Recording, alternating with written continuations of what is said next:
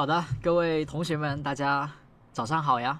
现在呢是3月23号啊，香港时间我们早上的10点整。那么很高兴跟大家再次的在公开的一个频道直播当中去见面。我们在开课之前先测下设备，如果大家能够听得到阿哲的声音是清晰的啊、合适的，然后画面呢是一个正常的啊，网络也正常，大家也可以回复个1啊。如果是一切正常，那么大家接收是没有问题的，可以回复个1，我们也签到一下。欢迎各位同学们来到我们的一个直播间，听不到吗？可以是吧？刚才没开声音啊，现在是开了声音。好，那么很高兴和大家再次的见面。那么今天呢，我们主要是对于美股的指数、美股的市场当前的一个大环境，我们再次的做一个公开的点评或者说评论我们来进行讨论一下。今天是3月23号，香港时间的周天，我们在每周的周天和周一的早上10点会进行公开频道的一个直播。那么很高兴大家能够准时的参与欢迎呢老同学们，我们今天继续在一起学习。今天呢，我们依旧是把最近的一个讲过的知识点，我们做一个复习。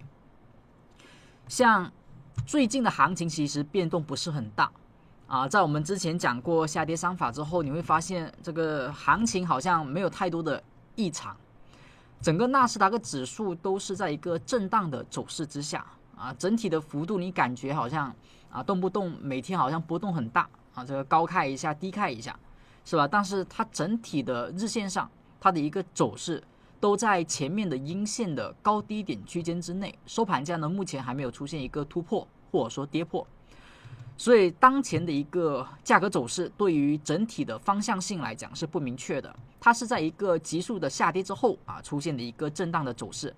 我们在上周也是公开课的时候，我们有讲过，大家去看到均线是不是可以关注一下，像目前阿哲图像上的一个均线是不是34、5和170它分别呢代表了一个短周期的均线以及中期均线和这个长期的均线，那么3种周期。而价格走势在出现这一段行情的时候，就在走到这里的时候，它是不是3种均线都是往下运行的怎么去看它是不是向下走的？另外这个5天线和34天线就不用说了基本上都是很明确，你肉眼可见都是往下走。好，那么像这一个中间的长期线大家看到这里长期均线这个170天线，它是不是也是往下走的那么我们把这个图板呢放大一点，大家现在看到图板是不是3条均线都是往下走？说明它的周期不管是短线、中线、长线都是下跌的，然后你会发现的是，经过了1周的一个震荡，这个5天线是不是出现了一个向上拐？而170天和34天线是不是还在往下走？好，在这种运行当中，我们在上周有讲过，5天线在本周向上拐的几率是很大的，或者说是很简单的事情，就是5天线本周向上走，是在我们上周的一个课程当中、直播当中就有讲过的一个事情，它是一种很简单就会出现向上走的状态。好，那么170天线和这个34天线呢，为什么现在还在往下走就是大家知道为什么吗？就是为什么股价呢好像最近不是连续的几根 K 线是不是整体是震荡，当时还是阳线比较多嘛5天线向下走，那为什么170天线和34天线它还是在往下走？就为什么他们没有跟5天线一样往上拐呢在我们之前有讲过这一个内容，还记得吗？如果你知道是为什么的，他们还在往下走的，这是为什么的如果你知道的，你可以回复个 yes 如果你是不清楚的你可以回复个 no。 就是怎么去看出5天线它本周是大概率会往上拐，以及呢这170天线它不容易向上拐，什么时候会往上拐怎么样会保持往上拐包括34天线都是一样的。大家还记得吗？我们在上周的时候讲过的内容好，那大家所看的是一个纳指的日线图，阿哲呢把这两侧的一个栏目给关掉，这样更清楚一点。好，你看到的是纳指的日线图。那我们简单说一下，就是像有同学说到这个均线的一个扣底啊，均线的一个相对的抵扣，我们来讲一讲均线是怎么去运行的，或者说均线呢它是怎么样才会翻拐头啊？我们想要知道均线的一个计算的逻辑啊，简单说一说啊，我们就不讲太复杂了。就是你要知道它是从何而来均线。我们说一下 MA5， 所谓的 MA5 5天的均线，其实就是5天的收盘价的平均值。比如我想看到这一天高点，就当时最高价这一天，就纳指当时最高价这一天，那它的5天线就往上走的。我想知道它的5天线什么时候不往上走啊，开始往下走。那我应该怎么去得知呢？你就要知道它的一个计算是取了哪几天的样本，它的5天是怎么算的？就是从它开始往前数1、2、3、4、5，那是不是包含它在内？到这一天开始，是不是结束？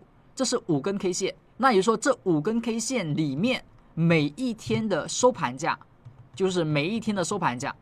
加起来，加起来，好，那么再除一个5，是不是就是这一天它的一个数值？它的数值。好，那么以此类推，那如果下一天呢，就是它多了一根 K 线之后呢，那是不是它所选取的一个股价的范围，它就变成了第一根 K 线？那这一个最高的 K 线呢，就变成第2根，然后往前续数，它是第3根、第4根、第5根，那取的是不是这一个位置到这一根 K 线的5根 K 线，是吧？取的是这5根 K 线的收盘价格计算公式那是不变的，还是除以5。所以你会发现的是，5天均线它2天之间它的一个不同在哪里？就是这一根 K 线，就它的参数里面多了一根它，是吧？多了一根最新的 K 线，以及少了一根这一根 K 线，上一根 K 线的最开始那一天它们两者之间有所不同。除此之外呢，所有的价格都是一样的。那么我们就知道了5天线的对比是怎么比，就是比一下这一天的收盘价以及以及这一天的收盘价，它们的大小关系。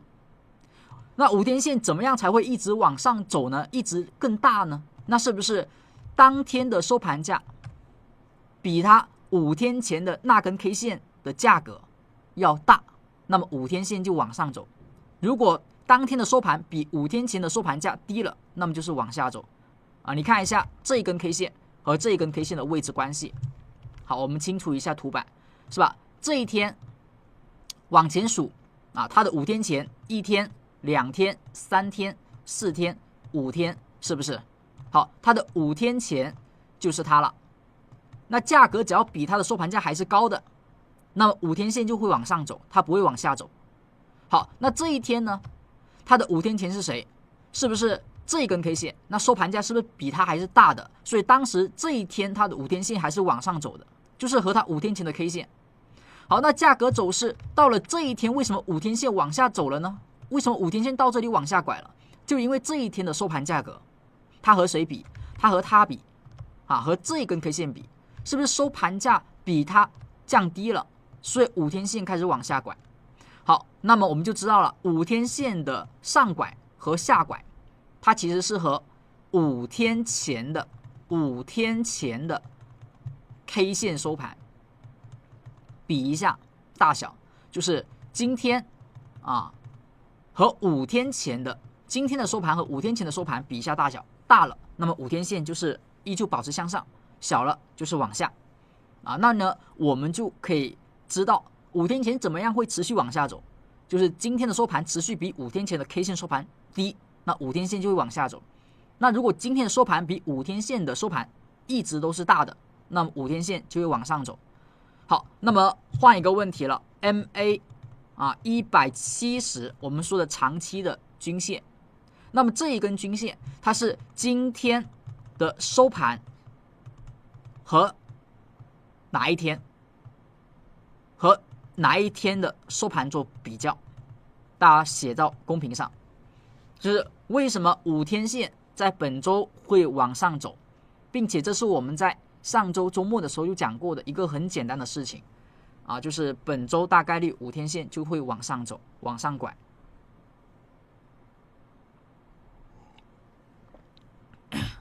是不是170啊？啊，很简单是吧？就是几天线往上，你想看几天线，你就看一下它是这个和几天前的那个收盘价比就行了。啊，所以当时在周几啊？我们看一下周几，周五这一天收盘是吗？在上周的时候，是不是3月14号是周五？我们应该是16号的直播，16、17号的直播。那么我们为什么说本周大概率会往上走啊？收盘价是不是这一天它当时这一天5天线还是往下的？那它的5天前是谁啊？1、2、3、4、5天前是不是这里？也就是说它的收盘和它比，那5天线肯定是往下走的呀，5天线很难往上走。你说这一天的收盘价直接飙到这里来，可能性大吗？就不大。所以这一天上周周五的时候，5天线想要往上走就很困难，除非是一根很大很大的阳线。这根阳线要多大呢？它可能得涨4、5个点。你要知道这是纳斯达克指数哦，这是指数。你说指数在这一天它得要涨5个点，就它得要涨5个点，它才能够让5天线往上拐。所以这个位置它的难度就特别大，它基本是不可能在这一天5天线往上拐。好，那为什么下一个交易日5天线就容易往上拐？为什么本周的5天线它就应该往上走，或基本上是没太多问题的？因为你会发现这一根周一的时候，它的收盘价和谁比？它的收盘价是不是和它比了呀？这一天变成5天前了，是吧？因为它多了一天嘛，所以它变成了5天前。它的收盘价在哪？它的收盘价在这里。所以当时我们说了，只要周一的收盘价比它的收盘价高就行了。那只要它比它高，不管是涨是跌，比它高就行，5天线就会往上走。那你看一下本周是不是都和5天前比啊？这一根 K 线呢和它比，是吧？所以5天线呢，你看这一天下跌了破了5天线了，但是5天线还是往上走的。好，那这一天呢和它比，这5天线也是上拐的呀。好，这一天和它比，5天线还是上走的吧？好，现在就是这一天，你看这一天它和谁比？它和上周五比。本来这一天是不容易往上保持的，这一天稍微跌一跌，是吧？因为它的收盘价在这里，上周五是涨得不错的，所以当时我们本周周五要比上周五呢高，难度是有的。但你会发现，哪怕大幅低开，哪怕上来，它是不是依旧保持在它之上？那么你就会知道了，5天线当前还是往上走的那么我们在下周周一的时候怎么看？下周周一5天线怎么样才会保持往上呢？是不是得要在周一的时候 K 线比它的收盘价高啊？周一的收盘价得比它高吧？比它高，5天线才会往上走。那34天线、170天线怎么会往上走？现在这个34往下，170往下什么情况下170天线会往上走那为什么阿哲你要看均线什么时候往上走呢？很简单，我们说均线呢是一个平均成本只要它是往上走的，就说明那一个周期内的大部分人呢买进多头，大部分是赚钱的。那么如果当时买进的人是赚钱的，那么持续保持的话，那是不是整体的趋势又会由下跌转为上涨？是吧？目前呢是短线的人赚钱。那如果股价走势能够让170天线的都拐头向上，是不是说明在长期来讲、中长期来讲，也开始有人出现了获利，或者说重新开始由亏损变成赚钱？那么市场在多头趋势从空头转为多头的趋势这种结构上，是不是会变得好和容易一点？因为大家赚钱的情绪上来了整体的希望就更大了我们大家呢就更加容易看涨。所以均线是否往上走是一个我们在看趋势时呢一定要去关注的。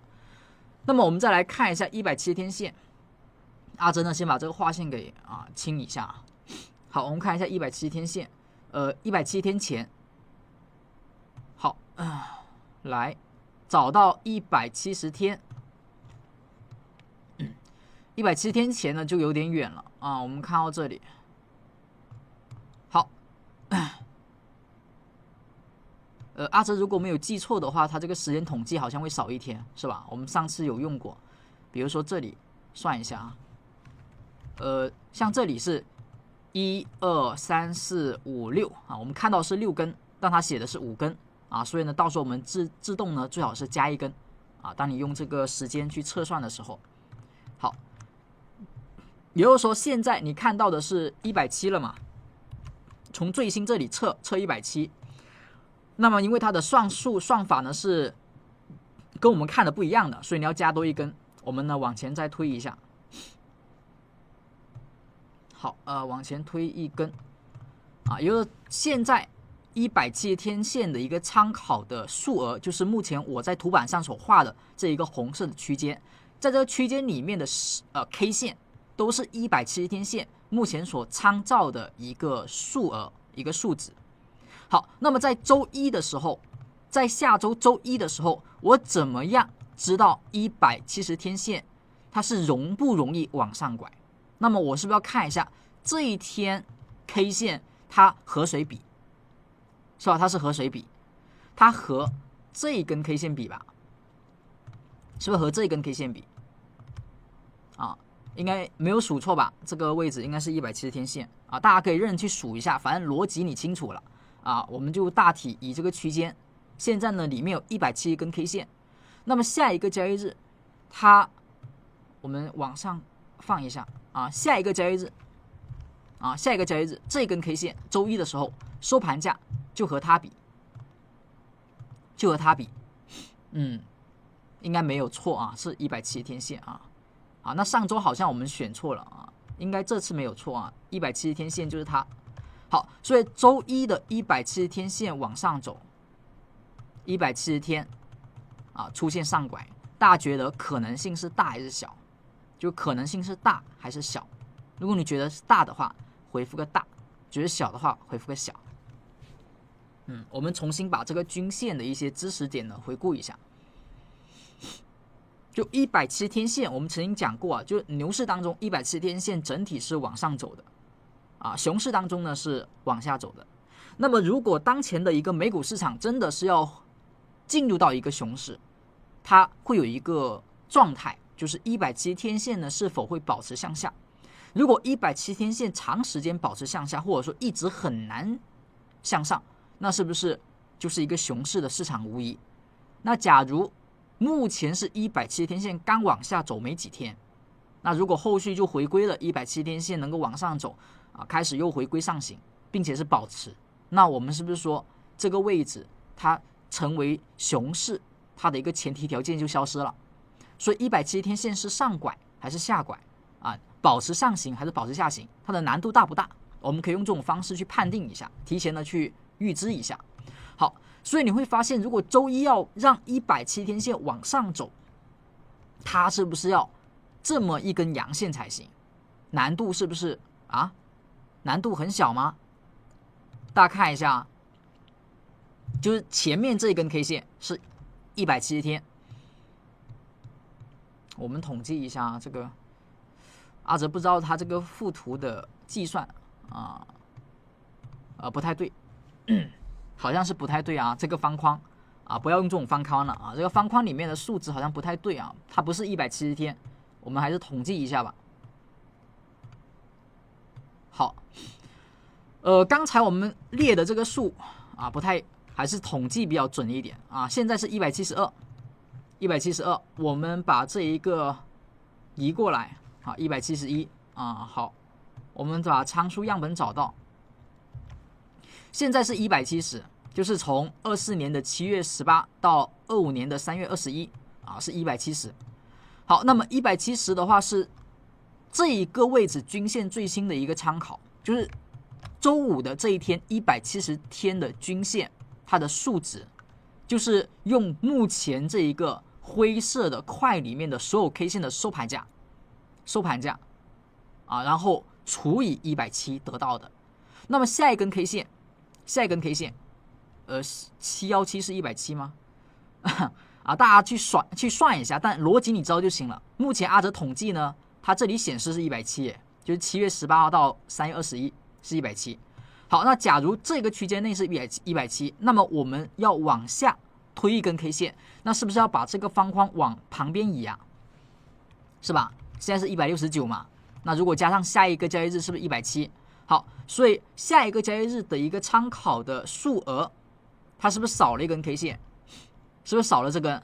它和昨天比，是不是这一根是一个要对比的 K 线？所以在下周周一的时候，你看一下这根阴线的收盘价在哪里？阴线的收盘价在这里，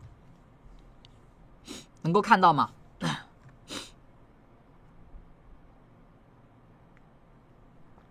就在图片上我们所画的这一个价格，这个价格呢，就是170天前我们去参照的那根 K 线，然后这一天它的收盘价在这里，也就是说下周的时候，周一要收盘站在这一根 K 线之上，那么170天线呢才会往上走，它才会开始首个往上走啊。好，那么你在一天一天的对比，那周二跟谁比？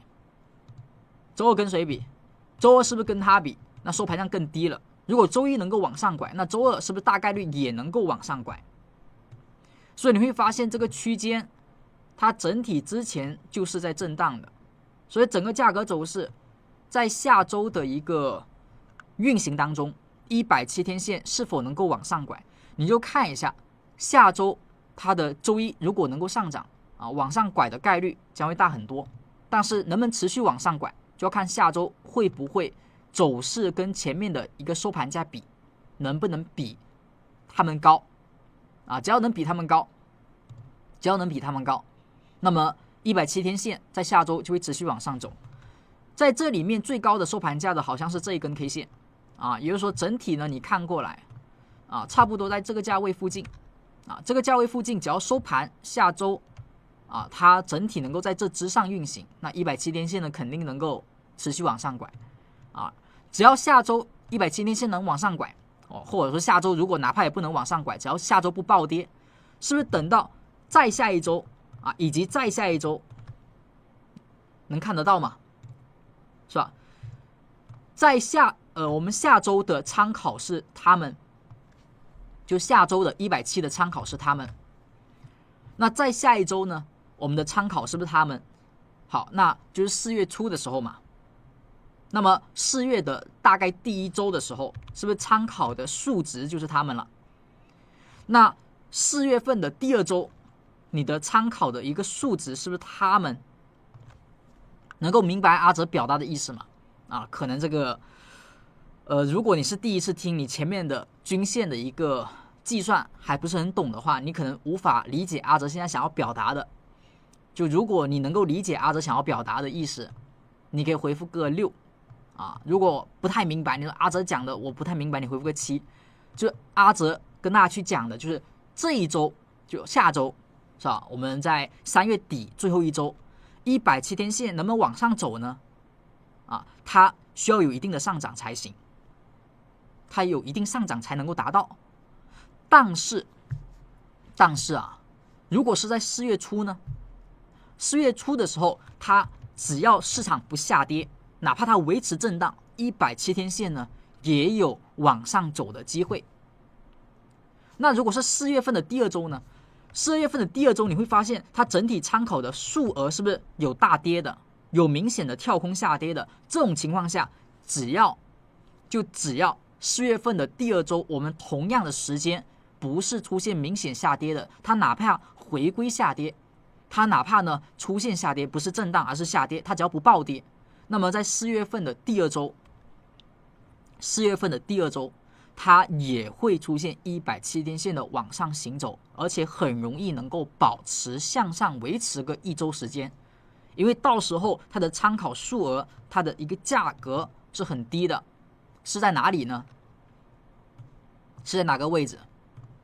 是不是大概在这附近，就除非你说阿泽4月份再次暴跌到这里，那就没办法，就只要哪怕它维持，或者说它下跌，只要跌得不那么快啊，在4月份170天线往上走的概率是极大的，是很轻松的，哪怕它在下跌，它只要不是暴跌，它都能够让170天线往上拐啊。那如果目前的市场能够上涨一下呢？那么我们会知道170天线在4月份能够持续可能1到2周都能够往上行，那么一个熊市的特征就不太对了。我们曾经说过170天线为什么重要呢？是不是整体的运作当中啊？是的，是的。如果这里真的是形成熊市啊，真的要把170天线持续往下带的话呢，就比较麻烦，就说明呢，在3月底，亦或者是在4月的第1周、第2周，应该还会有一轮加速下跌。这样的话呢，170天线才会持续的往下走，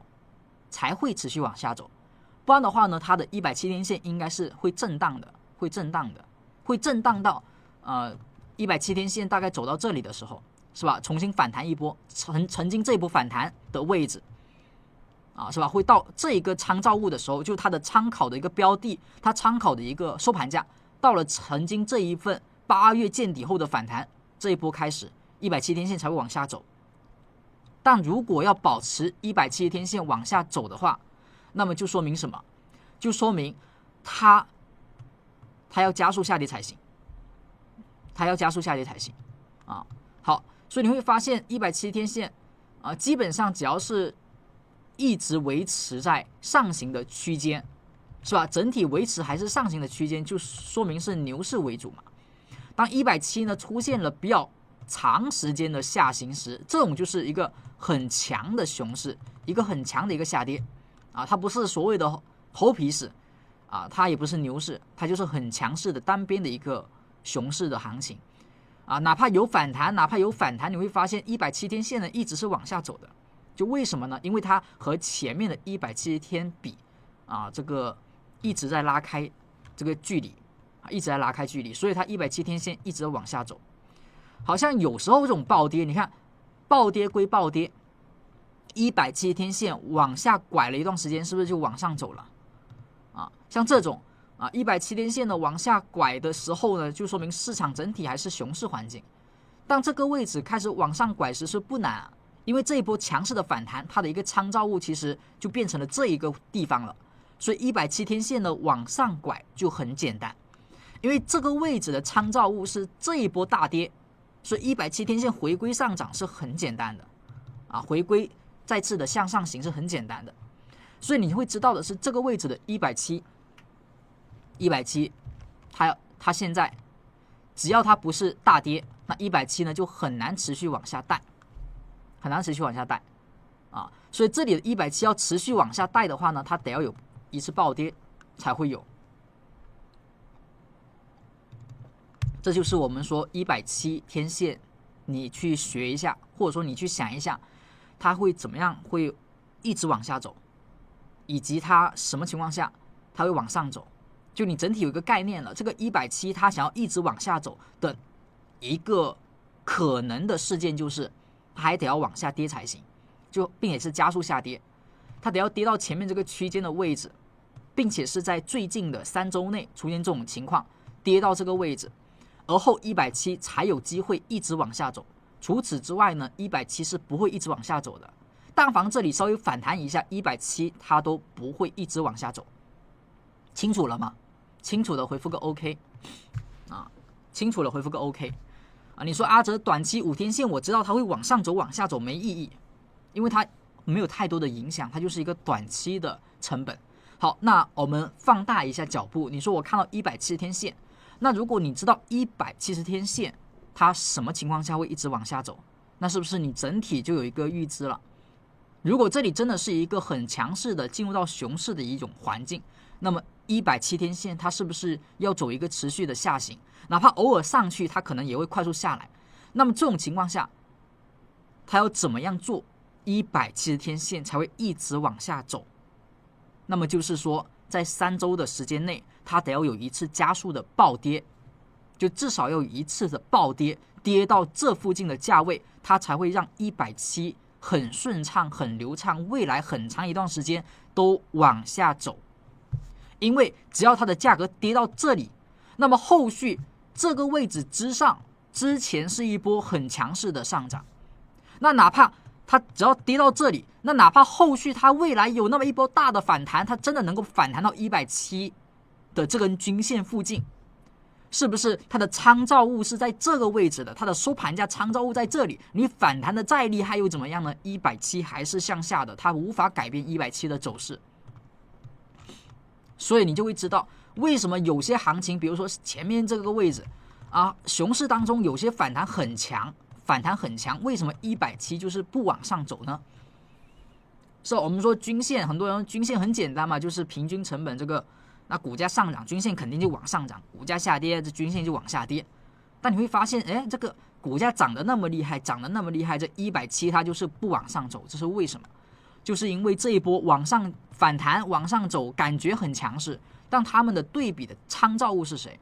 啊，这一波的参照物对比可能就是前面这一波行情，就是它的收盘价呢，可能得要反弹到这里啊，170才能够往上走。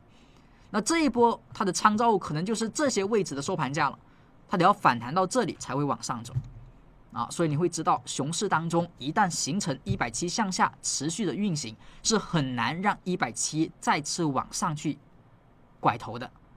所以当前的美股市场纳指呢是刚开始，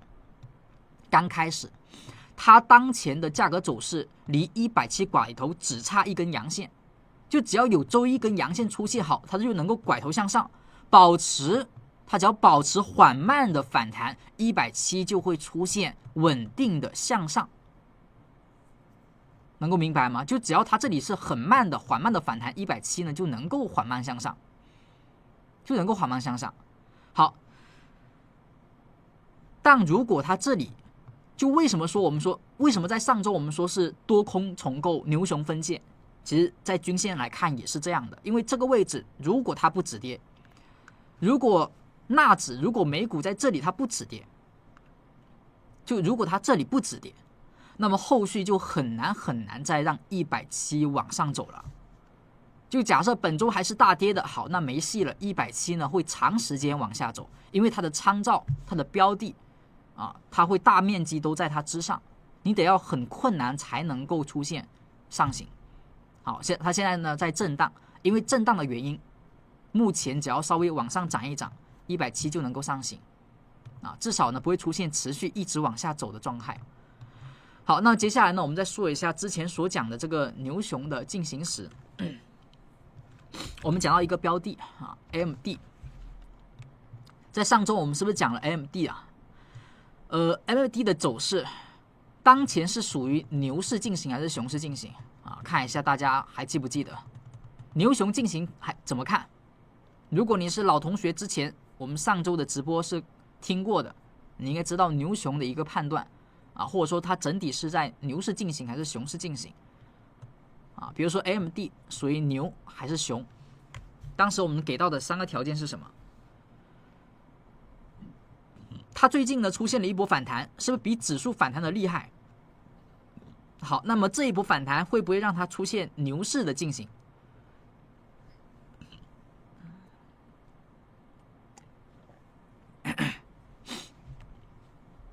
大家看看，是不是熊啊？是不是还是熊？为什么它属于熊？我们说牛熊重构、牛熊分界，像现在的170往下走，是不是持续往下走就是一个熊市的特征？就你单纯看170都够。你说阿哲，我不知道你3个条件是什么，但是你刚才说了170往下走就是熊市嘛？好像 MD 呢，它就属于刚才我们所说的不好的情况，就是在170产生下拐之后，它持续往下走，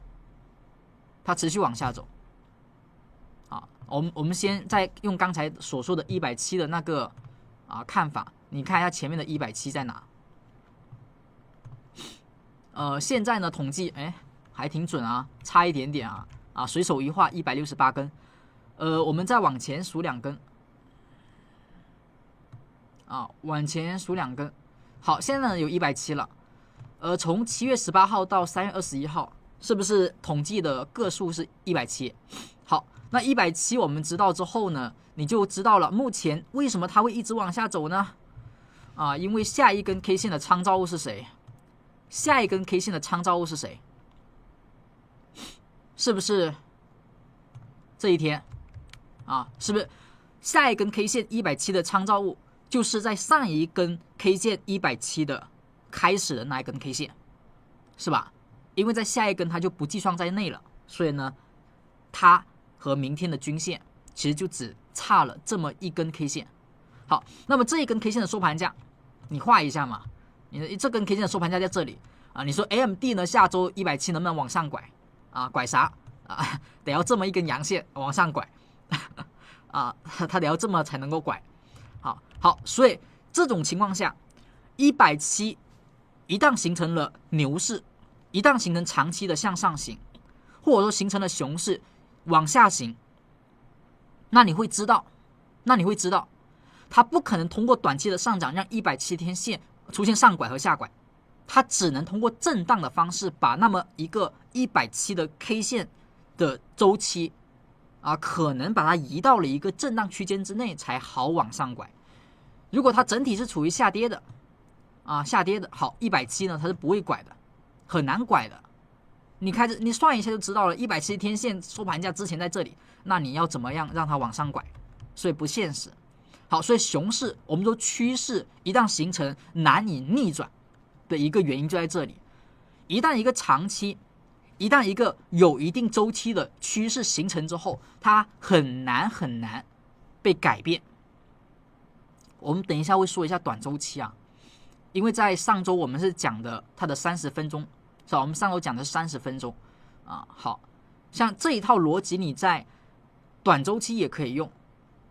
就是你说阿哲这只股票15分钟，它现在是170往下走，那什么时候它可能会出现止跌，可能会出现上涨呢？你看一下它的170何时会更加容易往上拐，你这个逻辑可以用到小级别是没有问题的因为是一样的趋势是一样的。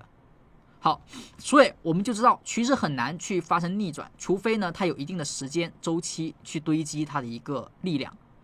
好，那价格走势的这一波反弹，它的参照物就在这一片，那后续很长一段时间因为这里是震荡了一波，所以后续这里很长一段时间它的一个参照物，它会是在上面的这个价格区间之内。这就是为什么你要明白170，你要明白均线是怎么算的，就是你会知道的是，接下来的很长一段时间 AMD 的170都很难往上拐。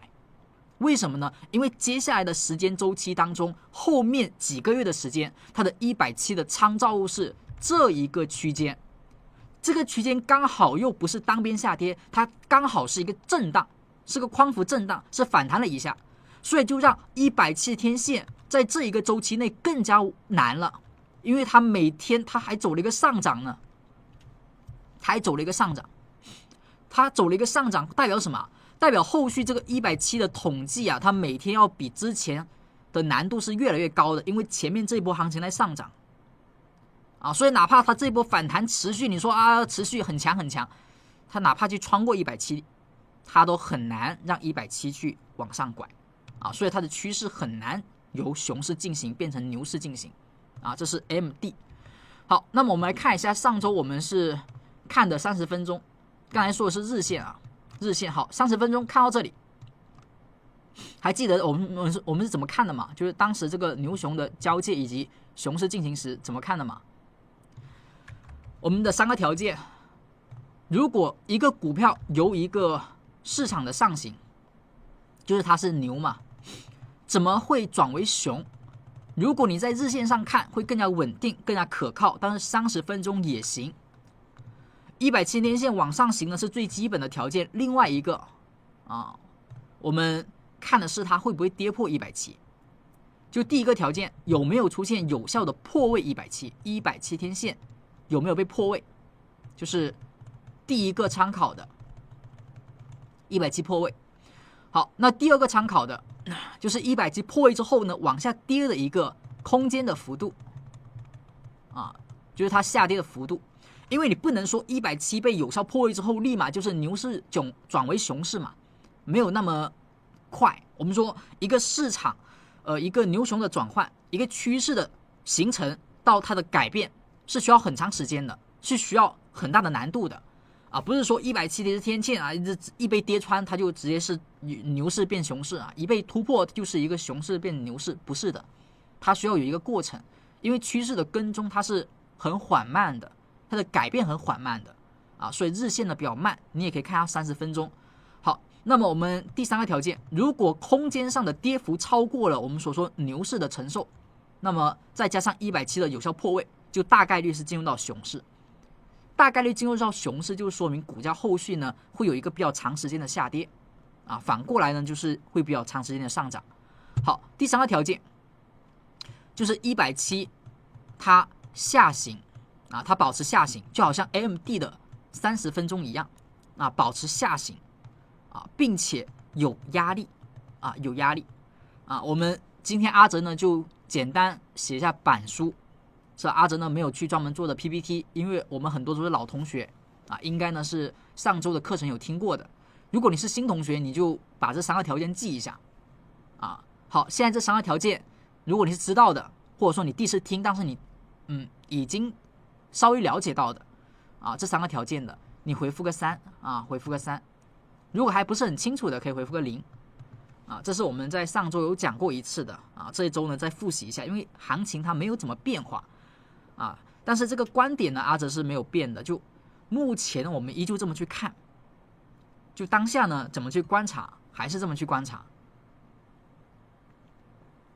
等一下我们讲完之后呢，你再看回到纳指的30分钟啊，就等一下，如果说阿哲我还不懂，那你再听一听，我们等一下呢会从 AMD 的30分钟讲完之后，我们再讲一下纳指的30分钟啊，因为你可以这么理解 ，AMD 呢是提前于纳指走出熊市的，那么纳指目前，所以 AMD 的走势呢，它对于纳指对于美股目前呢有一定的观察的价值，不是说它会一模一样，而是说如果你学习趋势跟踪的话，你可以这么理解。如果纳指真的是要走熊市了，美股走熊市了，那么它的一个整体运动的节奏呢，会跟 AMD 是一样的，就是怎么样从一个牛市转为熊市，怎么从一个上涨转为下跌啊。所以呢，我们呢现在是把 AMD 呢作为一个教学的案例啊，因为它已经走出来了一波下跌，它走出来的熊市了。好，而后我们在学会之后怎么看之后啊，我们再回归到纳指，纳指目前呢是还没彻底走到熊市。就你看懂 AMD 是怎么一步步走进熊市的，那么你就会知道纳指要怎么样才会一步步的走到熊市当中，牛市怎么样去结束。好，那明白之后呢，我们来说一下。现在呢，很明显是170天线是被有效破了嘛，是吧？我们怎么说它有效破啊？第一个就是跌破170，怎么算跌破170？就跌破之后看2根 K 线。大家注意了，这一个技巧呢，我们明天也会再讲到，就是怎么看一个价位的跌破是否有效，就是跌破那一个价位之后，啊，这个价位一般要关键，就你不要随便找一个普通的线，就你说阿哲那5天线重不重要？5天线呢，除非你说阿哲我就看1分钟，我就看这个5分钟的，好，那5日线呢也很重要，但是我们现在不是看那么短的啊，我们看的是30分钟。啊，所以呢，我们这个5天线呢就先不管啊，所以你会发现5天线跌不跌破无所谓啊，它跌破1天2天不管它，但是在30分钟上的170天的这一个均线啊，它差不多呢就属于就是30分钟的年线，就差不多呢是日线上的一个月线，能够明白吗？就是30分钟它的年线。啊，它差不多呢是日线上的月线，啊，日线上的月周期啊，就是30分钟长期的成本啊，它类似于在日线上啊这个中期的成本，这个能够理解吗？啊，可以的，回复个 yes 啊，就是我们说这个趋势呢是在生长的，趋势呢是相互影响，在递进的。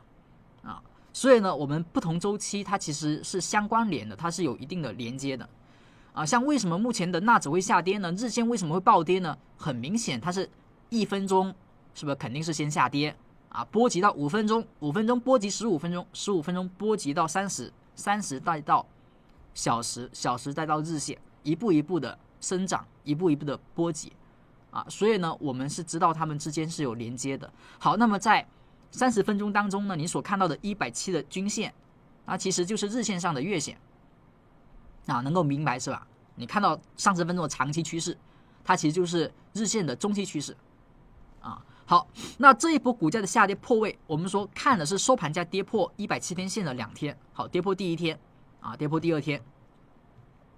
一般跌破第二天之后呢，你要去验证一下170呢是否被有效跌破了。那么这个时候你就把这个收盘价把这个收盘价跌破的第二天那么它的低点做一个支撑。如果市场当中它处于一个牛市，它还没有彻底走为熊市，那么它一般会有2个支撑位你要关注。第一个就我说的是长期来看，就是对于相对中长期趋势来说2个重要的支撑，一个就是跌破后的第2根 K 线的它的低点作为一个支撑。好，这个支撑呢将是步入熊市之前的第一个关卡，第一个阻拦。我们说趋势没有那么容易改变，那为什么不容易改变？因为它有2个支撑是比较强的，阻止它进入到熊市。好，第一道关卡就是这一根 K 线2号 K 线的低点，只要破位170天后第2天的 K 线的低点，它没有被跌破，那么就说明还没那么容易进入到熊市，它连这一个第一道关都没有打破所以价格呢在这里不管是30分钟还是说1分钟5分钟都能够这么去看，大家注意都能够这么去看。好，第2根 K 线它是止跌反弹。好，反弹之后呢有一定的力度，那我们知道从这一波走势，我们知道还没有说走到这个熊市那么严重，是吧？还没那么严重。好，那170天呢还在往上走，好，又跌破了。但这一次跌破不一样了，请问170天线发生这种下跌，它属不属于破位有效？它的跌破有没有效？如果觉得有效回复一个6，觉得不是有效的回复个7。就前面这里呢，阿哲这里收盘也跌破了，为什么这里还能涨？为什么这里不是有效的？为什么这个位置跌破不是有效？那这里跌破有效吗？我们是不是看收盘第2天，第1天好，第2天在这里第2天后呢还是拦不住，还是往下跌。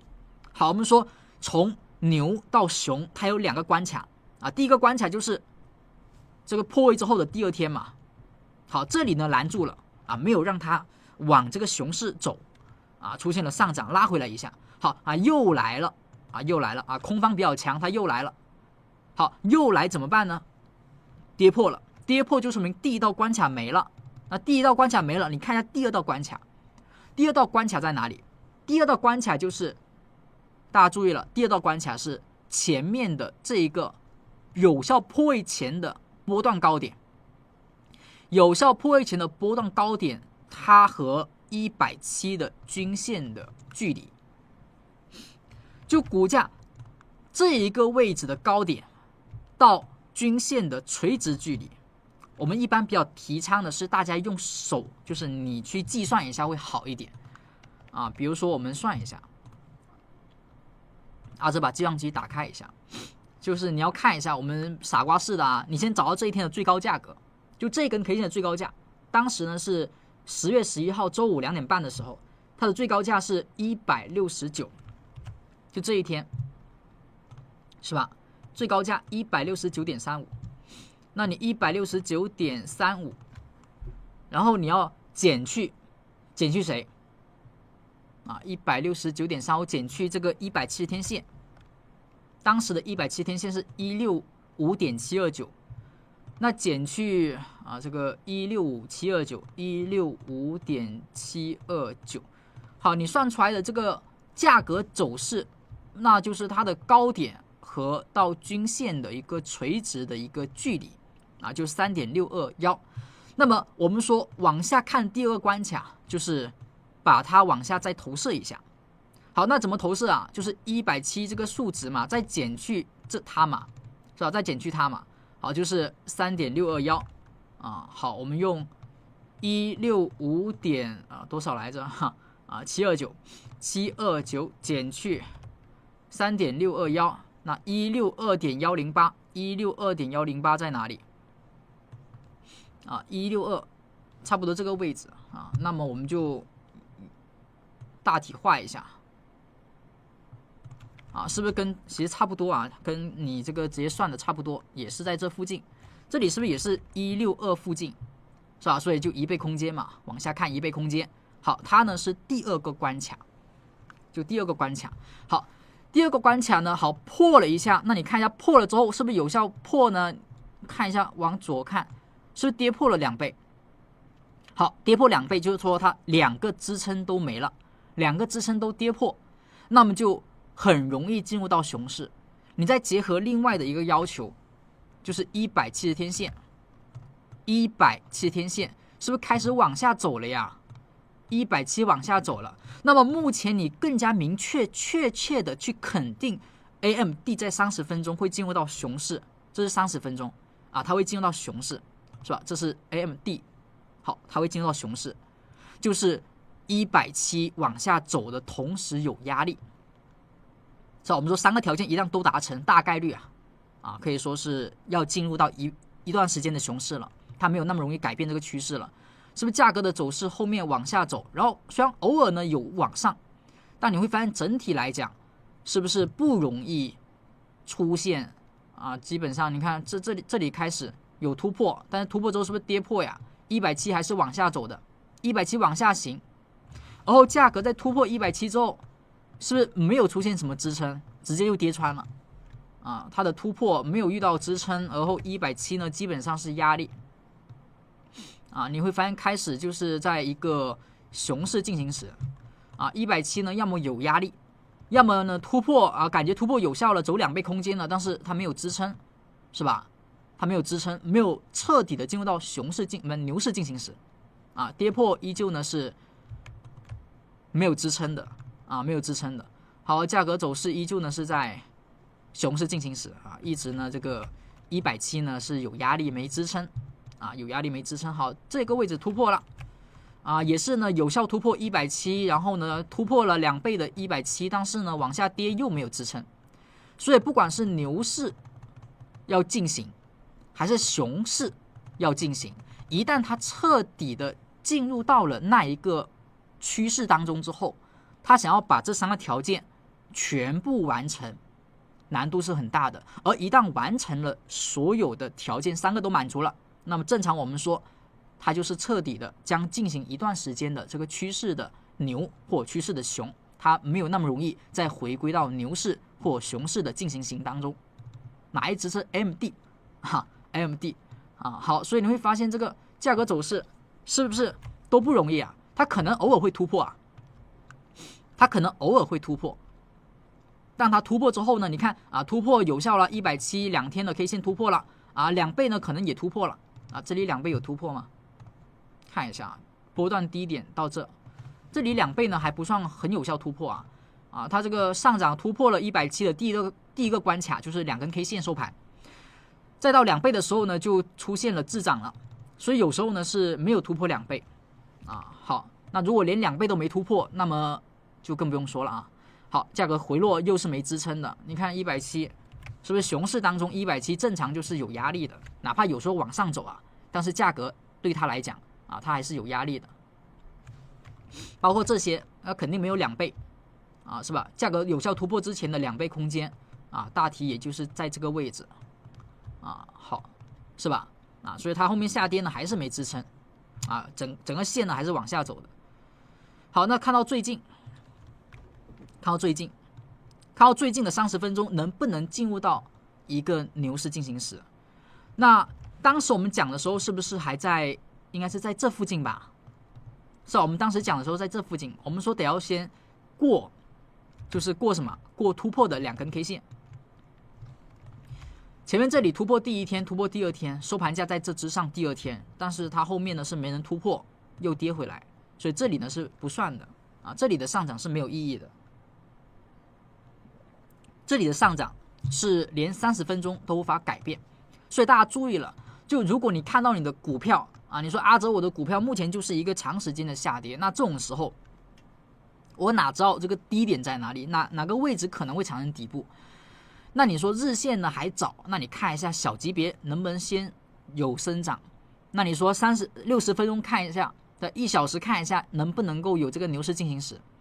啊，1小时都看不到啊，看30分钟啊，30分钟都看不到，好，看一下15分钟，你会发现从头到尾，你发现没有一个周期出现这个牛市进行时的一个开始，是吧？你的日线想要进入到牛市进行时，那是不是得要小级别？它肯定某一个周期有先出现这种特征。好，所以现在 MD 呢，我们看到这里，它是不是已经突破了？这里是第一天啊，不是，这里是第一天，这里是第二天。好，第二根 K 线呢被突破，是吧？突破之后，股价上行，整体170呢是慢慢的由下往上拐，是吧？很明显的往上拐，只是目前呢没有一次往下落出现支撑，但是它已经是到了哪个条件？就是牛市进行时，我们说有1、2、3，那请问它满足几个条件？它满足几个条件 ？MD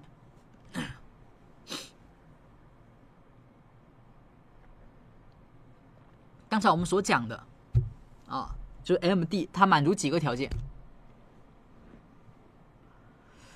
现在3个条件，一个呢是170有效突破，一个呢是2倍空间被突破，一个呢是170呢上行有支撑。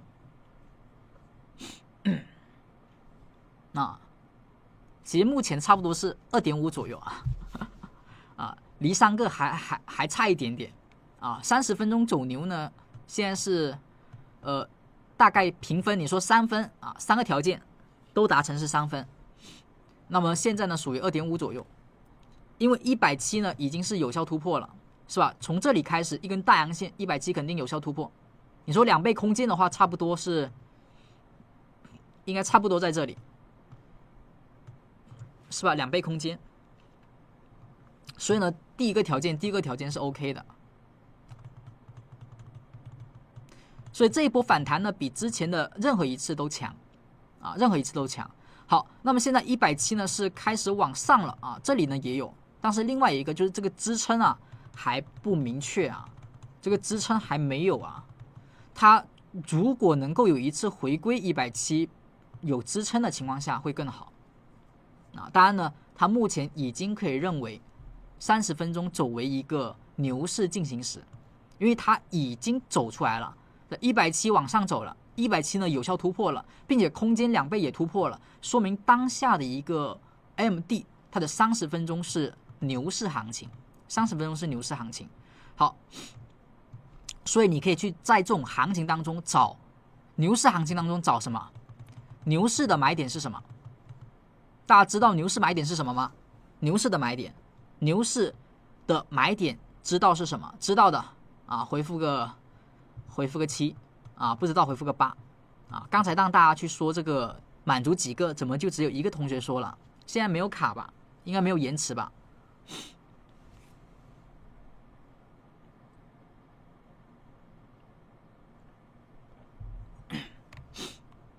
在日线上，呢，它还不是走牛，就是日线上还是反弹。我们说日线上它没那么容易走牛啊，因为170天线呢，它往上拐的概率它微乎其微。但是30分钟，你可以用30分钟看一下这一波走势，它整体的强弱是不是很不错啊？30分钟这一波的反弹比之前的每一次其实都要强，就 MD 的最近的上涨。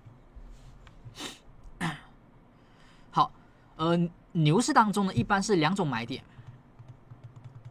牛市当中一般2种买点，第一种就是强者恒强啊，所谓的强者恒强就是做突破，就股价如果是处于牛市当中，我们认为它应该会有一波比一波高，它的高点应该会持续的新高，所以做突破是牛市当中的一种选择。当然这个呢肯定是风险会大一点，因为突破的时候一般意味着你的成本是会比较高的。但你会发现，只要是牛市行情突破之后啊，往往它会有一个惯性的向上波动，哪怕是小级别也会有的。只要是整体上行的趋势突破之后，它往上波动的短期利润是有的。好，另外一个就是刚才有同学说的回踩，有同学说回踩啊，为什么用170啊？你不用170也行哈，你用200也行啊，你用这个210、220、230都行啊，只是阿哲呢用170啊。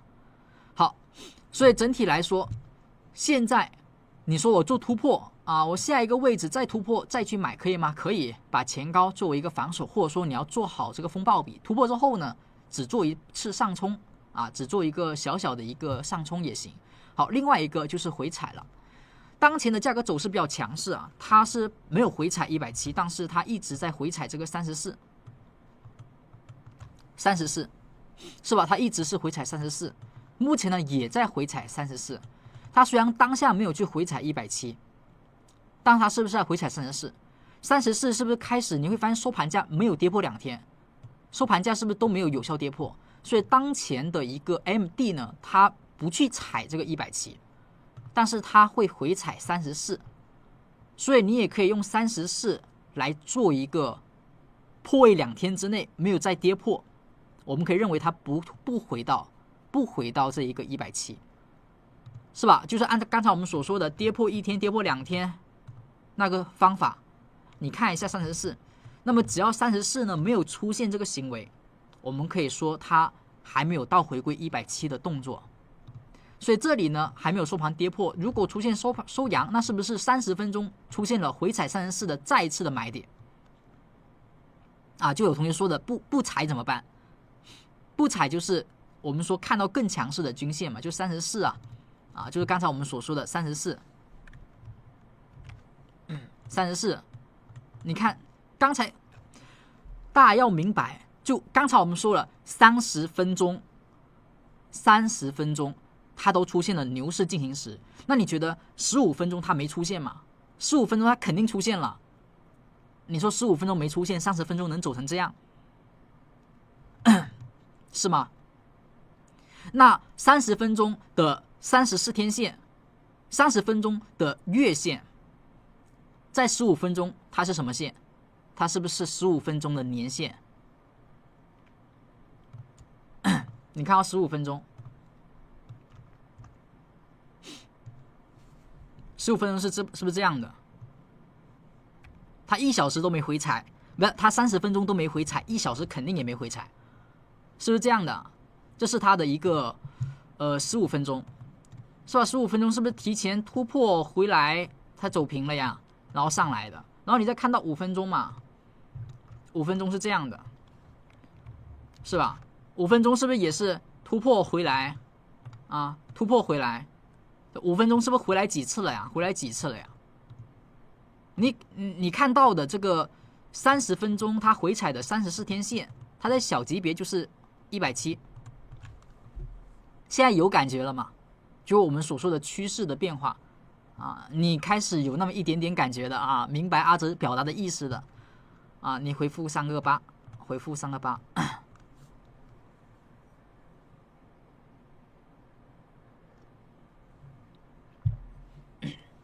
30分钟都没回踩就不用往上看了，因为你越往上看，它肯定离得越远，是吧？你说30分钟看170，它都没回踩，1小时那肯定没有回踩。你说阿哲30分钟我看到有牛市进行时了，但是没有买点，它不回踩170，那你就往下看，是吧？当然你也可以直接在30分钟去看，30分钟怎么看？30分钟就看一下34嘛，是吧？因为如果小级别回踩那个170的话，那其实就是对应到30分钟的这个34天线，是吧？它虽然没有回踩170，但是它回踩了小级别的170，包括现在也是一样的。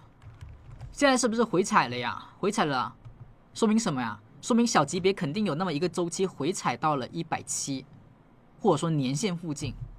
是吧？回踩到年线附近，30分钟它没往170踩，但是小级别它踩到34，也就意味着小级别它踩到了170。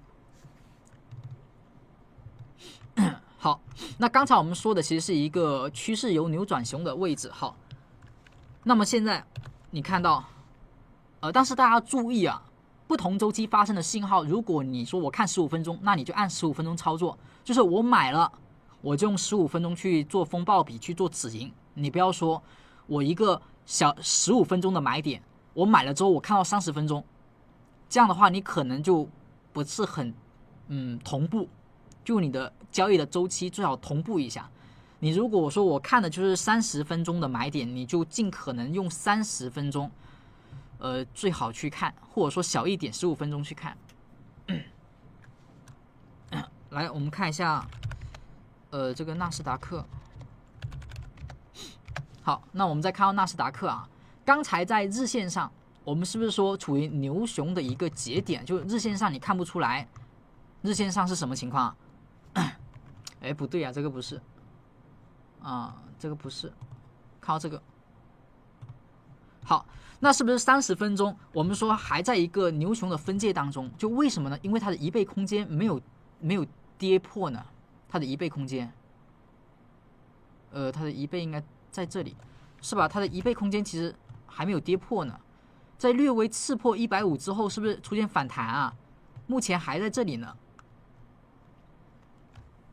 亚马逊的话，你可以自己按这个方法看一下啊。我们现在是在教大家怎么去看，然后再看回到指数，指数是不是跌破150%、150%、1.5嘛？就是跌破了一半空间之后，我们说第二个条件是要看一下，就是它已经跌破了2根 K 线了，1根、2根，这个第一个关卡跌破了，那它是不是进一步的再往熊市走？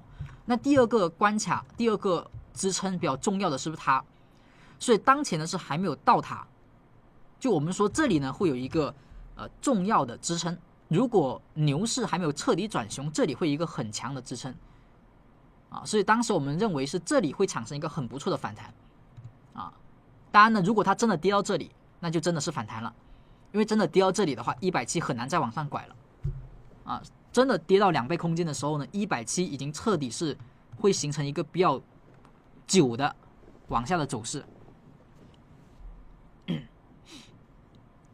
今天讲的内容可能有点难哈，明天会讲一些简单的。明天早上呢也是10点钟，那到时候阿哲呢会讲一些个股的交易方法会简单一点。今天讲的这些呢可能会偏难一些些，除非你是前2周都有听，可能会跟得上啊。如果你是新同学，有可能会不太容易听得明白。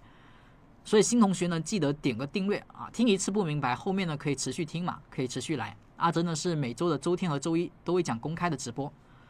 好，那么在日线上呢，它还没有走出来。那你看一下其他级别呢？比如说30分钟，30分钟，请问30分钟170，我们说170 30分钟，请问下周它容不容易往上拐？就170下周容易不容易往上拐？30分钟容不容易往上拐？容易的，大概率的，回复个大。小概率的回复小，是大概率还是小概率？我们现在看的是30分钟啊，纳指的30分钟。刚才我们说过日线了，现在我们讲一下30分钟。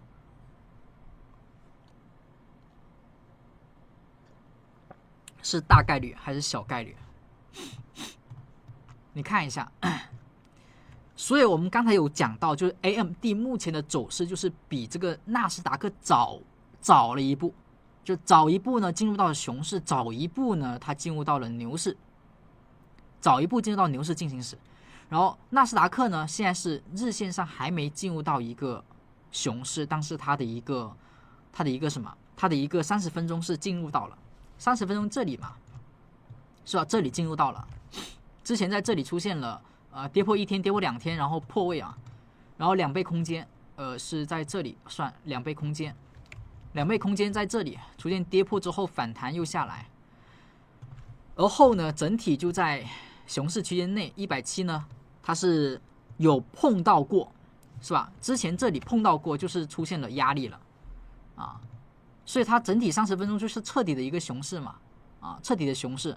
好，现在的问题就来到了这里，170下周拐的一个难度。我们看一下前面的170的根在哪里啊？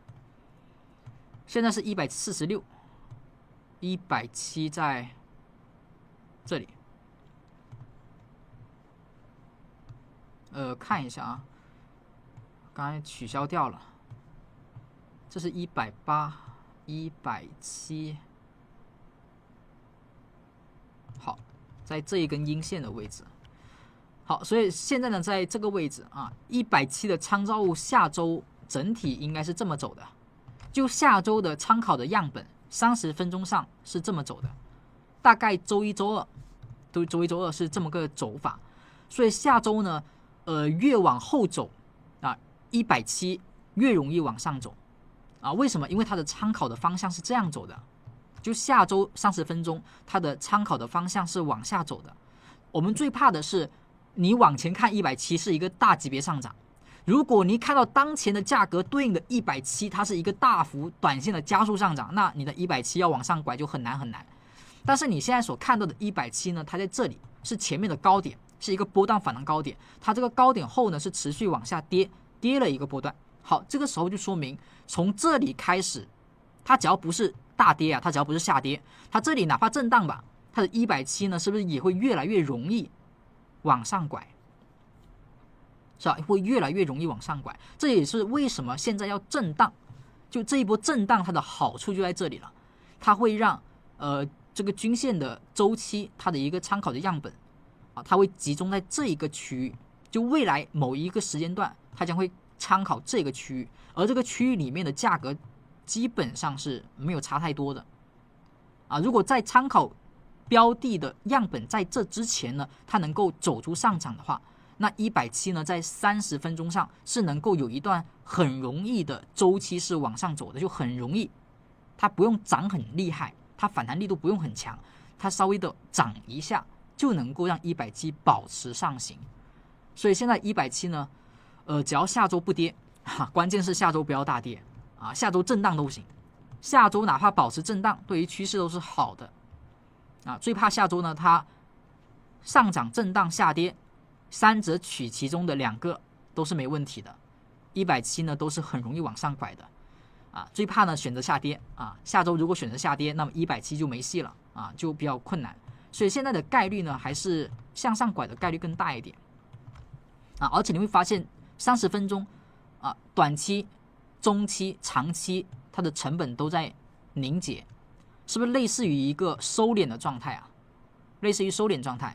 均线从一开始的扩张，成本相差很大，就刚开始你会发现这个均线它的成本是差很多的，因为短期暴跌嘛。好，在最近的这种震荡之后呢，30分钟是不是它的短期、中期、长期成本是不是在30分钟上是走出了一个密集，就粘合在集结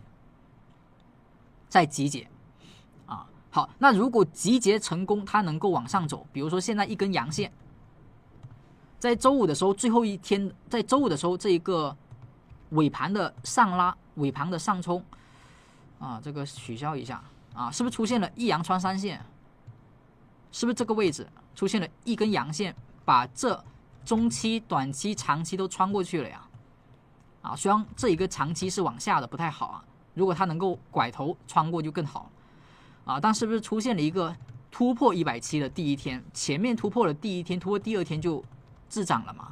好，突破第1天，所以你会知道的是，从这个牛市进行时去关注的话，目前的好处在于它的成本是密集的，所以这里呢会有一个支撑，所以这里呢应该是30分钟一个支撑区域，较为密集的区域，而价格走势在走了一个密集区域，30分钟之后是上破的，所以整体的动能是向上的，就是30分钟上来看。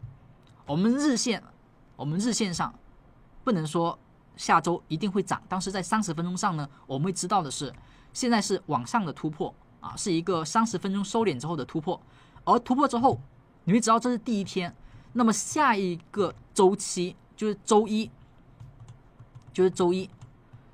的第1根30分钟的那一根线就是突破，它只要收盘价没有跌回来170啊，就只要在这之上，那么我们说它是一个压力位吧，它是个压力位。这里如果能够突破，其实30分钟就已经我们说看涨了啊，因为牛市的3小点是吧？我们说牛市进行时3小点，第一个170要突破啊，170突破之后可以看到2倍空间啊，2倍呢才会是一个重的压力。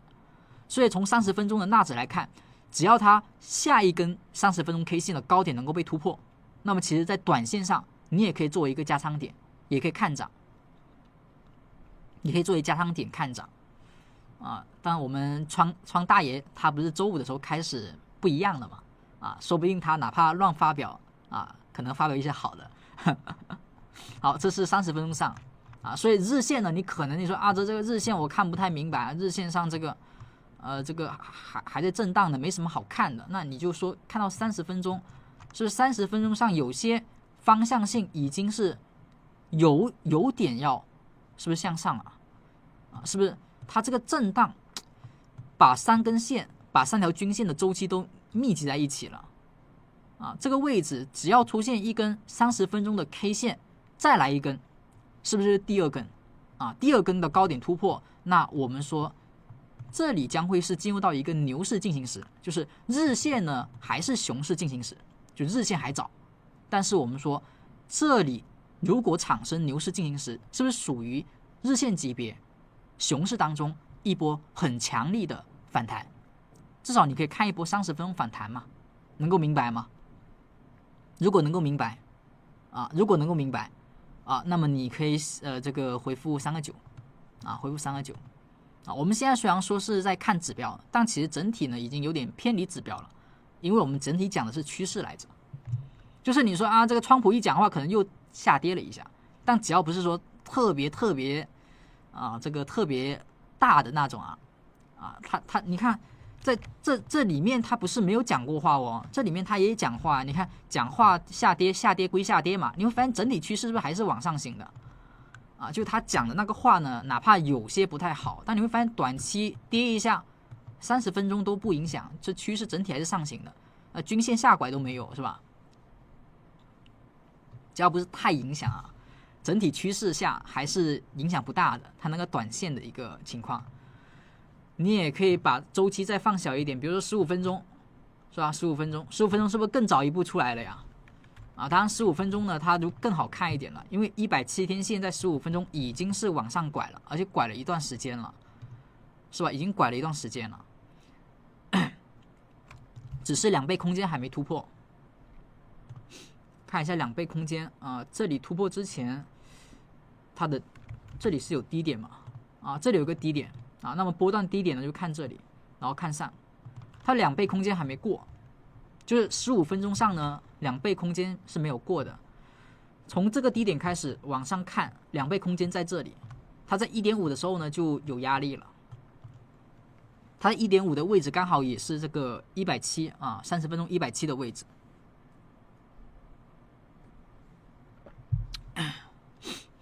好，所以换一个角度来说，你说阿哲30分钟等一根30分钟的话，是不是等多一根 K 线？其实30分钟的买点，是不是说加仓点30分钟得要等1个小时啊？就周一的时候还要等2根 K 线嘛？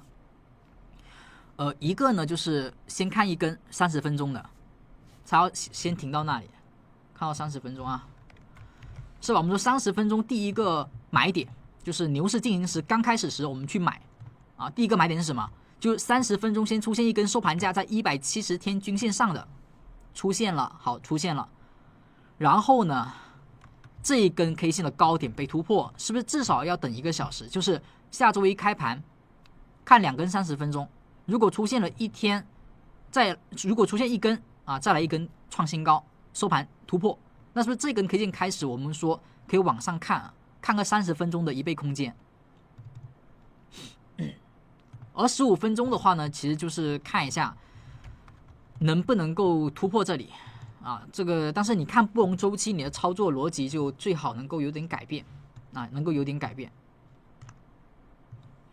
那假如这里是有效突破的话，那是不是30分钟的1倍？你可以看到18091，是吧？如果这里有效突破，那你说做一笔短线，是往这里看，能够看到18091，这里如果没有压力，能够继续上破，那就更好了。那你就可以看小级别。好，这是今天我们所去复习的一个内容，讲了一下均线，讲了一下它的一个推演，就是均线的整体的观察和分析的一个逻辑。这里最好能够有一波不错的反弹，它的反弹能不能产生呢？30分钟看一下这一个牛市进行时能不能一直保持，能够保持的话呢，下周就会出现一波不错的反弹，而这一波反弹就是在日线上的熊市进行时的一个反抽反抽只是一个反抽它很难去在这里改变趋势，很难的在这里去因为一笔反抽去重新进入到牛市当中。这是今天我们的一个观点。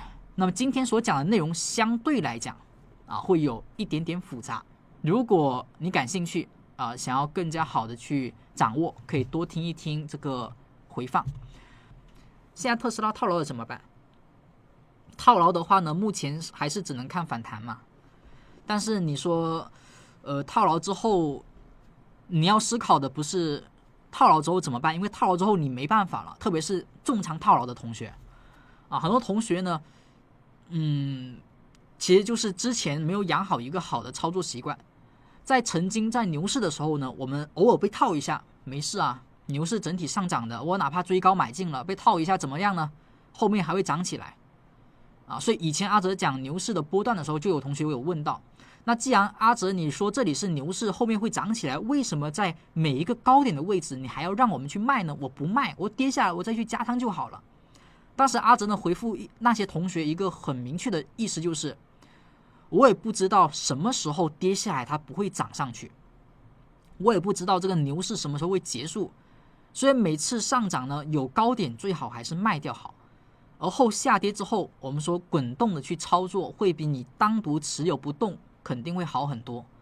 包括所以之前养成的一个操作习惯就是跌下来我也不动涨上去呢又赚钱了，好又追高买进了，好又跌下来又不动反正能涨上去是吧？反正后面会赚回来的。很多同学呢就是这样的一个思路，所以每次的下跌所以就没有跑掉。那么这一次就麻烦了是吧？前面几次你说我不卖没事但是这一次的高点不卖下来之后，你会发现想要再上去就有难度了，一不小心真的进入到熊市当中，可能就很长时间都上不去。那个时候呢可能很多资金被套牢，你说我想要去做一些其他股票，比如说看到中概股有机会看到港股有机会我想去做一下其他市场，甚至都没有子弹了。所以这就是曾经操作习惯没有养好的一个情况了。如果之前操作的习惯整体交易系统就已经培养的不错合格的，哪怕这波下跌你手中可能持有一些仓位，及时能够止损砍仓，那么你肯定也不至于说套牢的那你说现在套牢怎么办呢？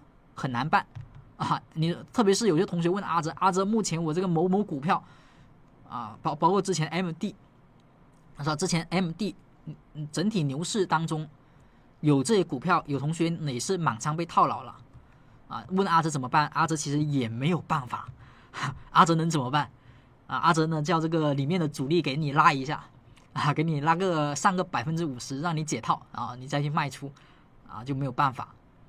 是，所以大家一定要你要明白是你真正要去解决的问题是什么，不是说现在我股票套住了怎么办，我每天想着它能不能涨能不能涨。我想的应该是为什么之前没有卖，为什么之前没止损根本原因是什么？根本原因是我们的一个曾经交易的习惯就没有养好。曾经呢是简单模式，我交易习惯没养好呢，还给了我一些活路。但是接下来呢可能这个操作的难度变大了，如果我的交易习惯还是跟以往一样那么随意那么简单，能够那么简单赚钱的话，那么就不太现实。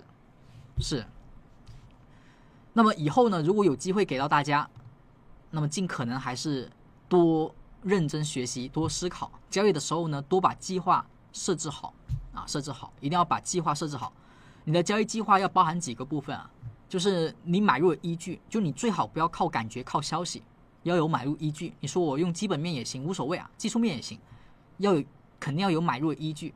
但你不要说别人说好，别人说它能涨我就买肯定不是的。也不要看消息，你说这个消息说有利好看到盘前涨那么多我买，肯定也不行要有一定的买入的依据。